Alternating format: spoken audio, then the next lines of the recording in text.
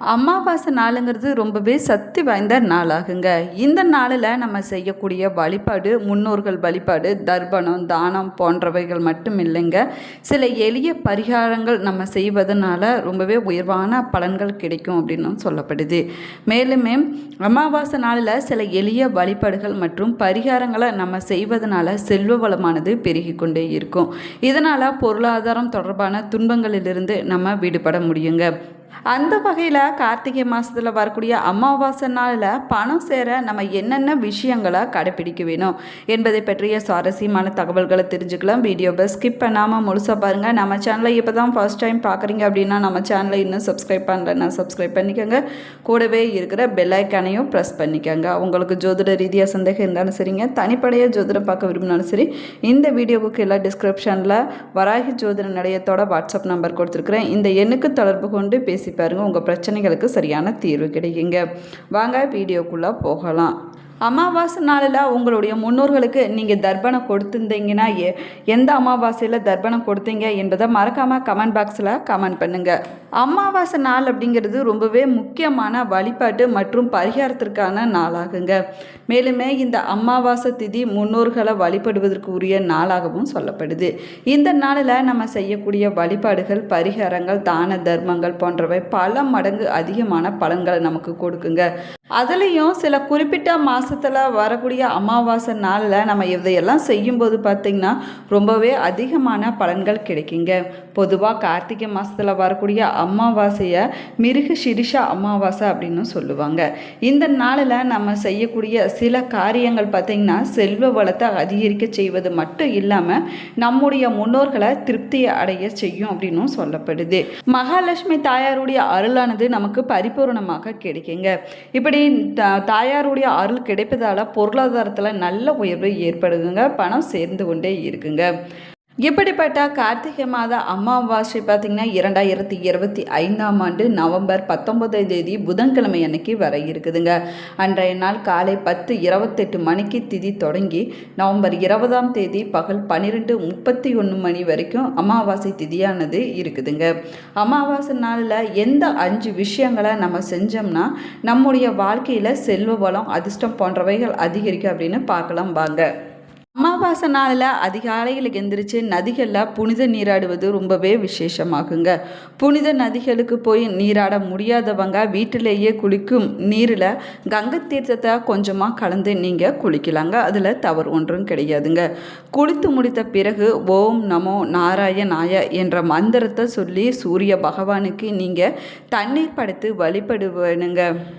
அமாவாசை நாளில் மாலை நேரத்தில் சூரியன் மறைந்த பின்னாடி மண் அகல விளக்கில் நல்லெண்ணெயை ஊற்றி தீபம் ஏற்ற வேணுங்க. அதற்கு பிறகு உங்களுடைய வீட்டு நிலை வாசல்லையோ இல்லைன்னா துளசி செடிக்கு பக்கத்துலேயோ இந்த விளக்கை நீங்கள் ஏற்றி வழிபடுவது ரொம்பவே சிறப்பானதாகுங்க. இப்படி நீங்கள் விளக்கேற்றுவதால் சனி பகவானால் ஏற்படக்கூடிய பிரச்சனைகள் அனைத்துமே நீங்கிவிடும் அப்படின்னு சொல்லப்படுது. அது மட்டும் இல்லாமல் பெருமாள் மற்றும் மகாலட்சுமியுடைய அருளை நமக்கு பரிபூர்ணமாக பெற்றுக்கொடுக்குங்க.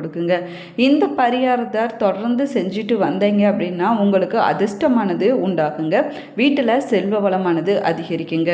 மேலுமே கார்த்திகை மாதத்தில் வரக்கூடிய அமாவாசை நாளில் மாலை நேரத்தில் அரச மரத்து அடியில் கடுகு எண்ணெய் இல்லைன்னா நல்லெண்ணெயால் நீங்கள் விளக்கேற்றி வழிபட வேணுங்க. நீங்கள் வழிபடும்போது ஓம் நமோ பகவதே வாசுதேவாய என்ற மந்திரத்தை உச்சரித்தபடி அரச மரத்தை நீங்கள் சுற்றி வர வேணுங்க. இப்படி நீங்கள் செய்வதனால பித்ரு தோஷத்தை போக்கும் அப்படின்னு சொல்லப்படுது. மேலுமே பார்த்தீங்கன்னா அமாவாசை நாளில் அரச மரத்தை நம்ம வழிபடுவதனால முன்னோர்களுடைய ஆசை கிடைப்பது மட்டும் இல்லாமல் நம்முடைய முன்னோர்கள் மகிழ்ச்சி அடைவாங்களாம். செல்வ வளம் அதிகரிக்குங்க. பொருளாதார பிரச்சனைகள் அனைத்துமே நீங்கிவிடும் அப்படின்னு சொல்லப்படுதுங்க. அமாவாசை நாளில் நம்ம பெருமாளை வழிபடுவதனால செல்வ வளம் அதிகரிக்குங்க.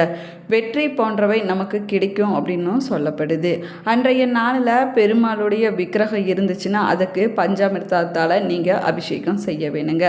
விக்கிரகம் இல்லை அப்படின்னு சொல்லக்கூடியவங்க பெருமாளுடைய படத்துக்கு நெய்வேத்தியம் படைத்து துளசி இலைகள், மஞ்சள் நிற பூக்கள், பார்த்திங்கன்னா சந்தனம், இனிப்பு வகைகள் போன்றவற்றை படைத்து நீங்கள் கார்த்திகை மாதத்தில் வரக்கூடிய அமாவாசை நாளில் வழிபடலாங்க.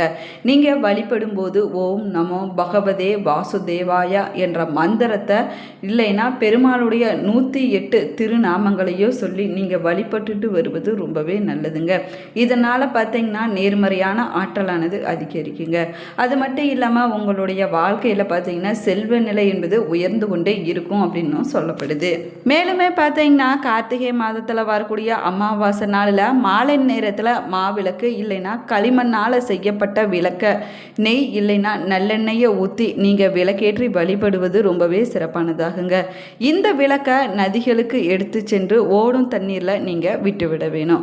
இதனால் உங்களுடைய விருப்பங்கள் அனைத்துமே நிறைவேறும் அப்படின்னு நம்பிக்கையாக சொல்லப்படுதுங்க. அது மட்டும் இல்லாமல் உங்களுடைய வாழ்க்கையில் நல்ல அதிர்ஷ்டம் கிடைக்குங்க. இது வரைக்கும் பட்டுட்டு வந்த துன்பங்களிலிருந்து விடுபட முடியும் அப்படின்னும் சொல்லப்படுது. அதே போல் பார்த்திங்கன்னா செல்வ வளமானது சேர்வதற்கான புதிய வாய்ப்புகள் உருவாகுங்க. இந்த வழிபாட்டை கார்த்திகை மாதத்தில் வரக்கூடிய அமாவாசை நாளில் மறக்காமல் இந்த 5 விஷயங்களையுமே செஞ்சு பாருங்க. நீங்கள் இப்படி செய்வதனால உங்களுக்கு பண வரவானது அதிகரித்து கொண்டே இருக்குங்க. அமாவாசை நாள் மிக முக்கியமான விரத நாளாகுங்க. அமாவாசை திதி அப்படிங்கிறது முன்னோர்கள் வழிபாட்டுக்குரிய நாளாகவும் சொல்லப்படுது. இந்த நாளில் நம்முடைய முன்னோர்களை வழிபட்டு அவர்களுடைய ஆசையை பெறக்கூடிய முக்கியமான நாளாகுங்க. இப்படி நம்ம செய்வதனால பித்ரு தோஷம், பித்ரு சாபம் போன்றவைகளிலிருந்து நம்மளால் விடுபட முடியும் அப்படின்னு சொல்லப்படுது. அமாவாசை நாளுங்கிறது சூரியனும் சந்திரனும் நேர்கோட்டில் வருங்க. அன்றைய நாள் முன்னோர்கள் பித்ரு லோகத்திலிருந்து பூமிக்கு வருவதாகவும் சொல்லப்படுது. பூமிக்கு வந்த முன்னோர்கள் தலைமுறைகளை சூட்சும முறையில் கண்காணிப்பாங்களாம். அவர்களுடைய வாரிசுகளாக நம்ம தொடங்கக்கூடிய காரியங்களை கரிசனத்தோடு பார்ப்பாங்களாம். நம்மளை ஆசீர்வாதமும் செய்வாங்களாம். அதனால தான் பிதுர் தேவதைகள் என்ற முன்னோர்களை வழிபட்டு அவங்களுக்கு மரியாதை செய்து அமாவாசை நாளில் புதிய காரியங்களை நம்ம தொடங்கணும்னா நிச்சயமாக அது வெற்றியில் தாங்க போய் முடியும். அது மட்டும் இல்லாமல் அன்றைய நாளில் நல்ல காரியங்களை செஞ்சோம் அப்படின்னா எந்த ஒரு தீங்குமே ஏற்படாதுங்க. முன்னோர்கள் பூமிக்கு வரக்கூடிய நாள் அந்த அமாவாசை நாள் அப்படிங்கிறதுனால இது ஒரு நல்ல நாளாகவே சொல்லப்படுது. அமாவாசை நாளுங்கிறது உலகத்தை இயக்கக்கூடிய சூரியனும் சந்திரனும் ஒன்று சேர்வதால் ஒரு காந்த சக்தியானது ஏற்படுதுங்க. அமாவாசை நாளில் பிறக்கக்கூடிய குழந்தைகளோட மூளை பார்த்திங்கன்னா பிற்காலத்தில் அதீதமாக வேலை செய்யும் அப்படின்னு விஞ்ஞான ரீதியாக நிரூபிக்கப்பட்டிருக்குதுங்க. மேலுமே இந்த அமாவாசை நாளில் விபத்துக்கள் கூடுதலாக ஏற்படுவதாக ரஷ்ய விஞ்ஞானிகள் சொல்லியிருக்கிறாங்க. ஜோதிட ரீதியாக அமாவாசை நாள் ஒரு நிறைந்த நாள் அப்படின்னும் சொல்லப்படுதுங்க. நிறைய பேர் பார்த்திங்கன்னா அமாவாசை நாள் மோதிரம் செஞ்சு போடுவாங்க. சூரியக்கலையும் சந்திரக்கலையும் ஒன்று சேர்வதால் சுழுமுனை என்னும் நெற்றிக்கண்ணானது பலப்படுதுங்க. அதனால தான் அமாவாசையில் சாஸ்திரிகள் மந்திர ஜபம் செய்ய ஆரம்பிக்கிறாங்க. மேலுமே கடலில் நீராடி தங்களுக்கு ஏற்பட்ட தோஷத்தை போக்குவதாகவும் சொல்லப்படுதுங்க. அமாவாசை நாளில் பார்த்திங்கன்னா ஜீவ சமாதிகள் புதிய உத்வேகத்தை அடையுதுங்க. அநேக குரு பூஜைகள் அதிர்ஷ்டான பூஜைகள் அமாவாசை நாளில் தாங்க நடத்தப்படுது. மேலுமே சாதாரணமாக இறந்த ஆவிகள் பார்த்திங்கன்னா சந்திரனின் ஒளிக்கற்றையில் இருக்கக்கூடிய அமிர்தத்தை புசிக்குமாங்க. அதுதான் அதற்கு உணவாகவும் பயன்படுதான். அமாவாசை நாளில் சந்திரனுடைய ஒளிக்கற்ற ஆவிகளுக்கு கிடையாதுங்க. அதனால் ஆவிகள் உணவுக்காக திண்டாடக்கூடிய சூழ்நிலைகளும் உருவாகுங்க. பசி தாங்க முடியாமல் ரத்தம் சம்பந்தப்பட்ட வீடுகளுக்கு வருமாங்க. அப்பொழுது நம்ம யாராவது பார்க்குறாங்களா, நமக்கு தர்ப்பணம் படையல் செய்கிறாங்களா என்று பார்ப்பாங்களாமாங்க. அமாவாசை நாளில் நம்ம ஏழை எளியோர்களுக்கு அன்னதானம் செய்வது ரொம்பவே நல்லதுங்க. ஒவ்வொரு அமாவாசை அன்னைக்கு உங்களால் முடிந்த அளவுக்கு உணவை நீங்கள் அன்னதானம் கொடுக்கலாங்க. மேலுமே பசு, காகம், நாய், பூனை மற்றும் ஜீவராசிகளுக்கு அன்றைய நாளில் நீங்கள் உணவளிப்பது ரொம்பவே சிறப்பான பலன்களை கொடுக்குங்க. அமாவாசை நாளில் பிதுர் தர்ப்பணம் மற்றும் அன்னதானம் போன்றவற்றை குலதெய்வம் இருக்கக்கூடிய இடத்துல செய்வது ரொம்பவே நல்லதுங்க. முடியாதவங்க உங்களுடைய இஷ்ட தெய்வம் இருக்கக்கூடிய இடத்துல கூட நீங்கள் செய்யலாங்க. அதுவும் முடியாதவங்க உங்களுடைய வீட்டிலேயே கூட செய்யலாங்க. அமாவாசை நாளில் தலையில் எண்ணெய் தடவக்கூடாதுங்க. புனித தலங்களில் கடலில் நீராடலாங்க. இல்லைன்னா நதியில் நீராடுவது ரொம்பவே நல்லதுங்க. அமாவாசை நாளில் காலையில் சூரிய உதயத்தின் போது கடலிலிருந்து எடுக்கப்பட்ட நீரை நம்முடைய வீட்டுக்கு கொண்டு வந்து தீர்த்தமாக தெளிக்கலாங்க. இதனால் நம்முடைய வீட்டில் இருக்கக்கூடிய தோஷங்கள், கஷ்டங்கள் அனைத்துமே விலகிவிடும் அப்படின்னும் சொல்லப்படுதுங்க. இந்த பதிவில் கார்த்திகை மாதத்தில் வரக்கூடிய அமாவாசை நாளில் நம்ம என்னென்ன விஷயங்களை செஞ்சோம்னா செல்வ வளமானது சேரும் அப்படின்னு விரிவாக சொல்லியிருக்கிறேங்க. வீடியோவை ஸ்கிப் பண்ணாமல் முழுசாக பாருங்கள். அப்போ தான் நம்ம போடக்கூடிய ஒவ்வொரு வீடியோவும் உங்களுக்கு நோட்டிஃபிகேஷனாக வந்து சென்றடையும். நம்ம சேனலை இப்போ தான் ஃபஸ்ட் டைம் பார்க்குறீங்க அப்படின்னா நம்ம சேனலை இன்னும் சப்ஸ்கிரைப் பண்ணலன்னா சப்ஸ்கிரைப் பண்ணிக்கோங்க. கூடவே இருக்கிற பெல் ஐக்கானையும் ப்ரெஸ் பண்ணிக்கோங்க. Thank you friends. உங்களுடைய குலதெய்வத்தோடைய பெயரையும் இஷ்ட தெய்வத்தோடைய பெயரையும் மறக்காமல் கமெண்ட் பாக்ஸில் கமெண்ட் பண்ணுங்கள். தேங்க்யூ.